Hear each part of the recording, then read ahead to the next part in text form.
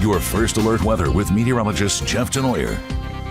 All right, Jeff, we have a warm up, a bit cloudy out there, but not too bad. At least it's not really that rainy, not as much as we were seeing in the morning on the radar there. Yeah, a little bit of a break for some, and probably more than some because the majority of the area is dry right now. We still have a few showers we're tracking, but you know what? Let's take a little bit of a break from the rain as we go into tonight. We'll bring it back again tomorrow, but you know, the clouds a little tough to shake, and Eric Burke talked about that this morning. It was going to be a fight for sun, and right now in Decatur, you're losing that battle, but you are dry and overcast with temperatures only in the 70s too. We've taken a lot off those temperatures today. When you see some 60s mixed in, yeah, that was a cold front that moved through the area as we went through the day yesterday. We have a reinforcing shot of cooler air coming in for tomorrow. The temperature is certainly a big difference from where we were yesterday. The one thing that really hasn't changed, though, it has subtly, but the dew point temperature is still in the mid to upper 60s, so it still feels a little humid out there, but not the oppressive stuff that we had the last 2 days. And there's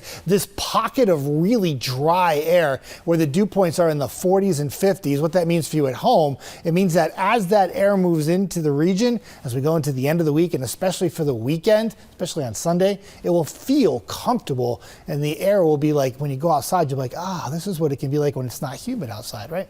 Here's the radar, and just a few little scattering of showers, mainly south of the river.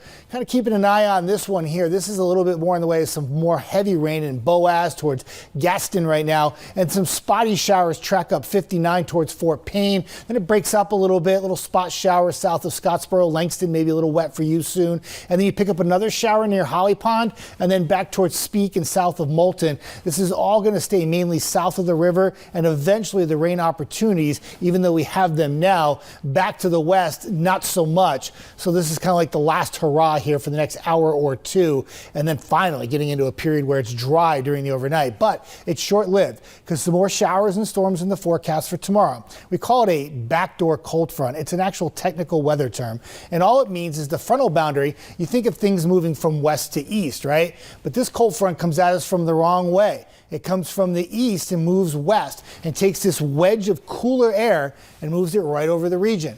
It'll be so weird tomorrow because not only do we have showers and thunderstorms, but at one point, probably late in the afternoon, there'll be parts of our area in northeast Alabama in the 60s. But you drive west and there'll be some areas closer to the Mississippi state line in the low 80s. It's that sharp of a drop off with temperatures. So hour by hour forecast, the showers and storms we have out there right now, though very few and far between, will start to fizzle out here in the next hour or two.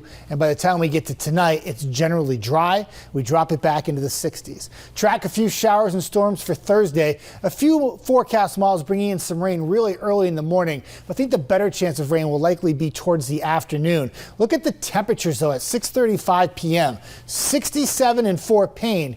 81 in Russellville. That's a tremendous difference. Then we go into Thursday night, mainly dry, track a few more showers for Friday, and then finally get past the last of the rain on Saturday before we can dry it out for Sunday. Sunday's looking very nice, and so does the early part of next week as well. All right, Jeff, thank you. Well,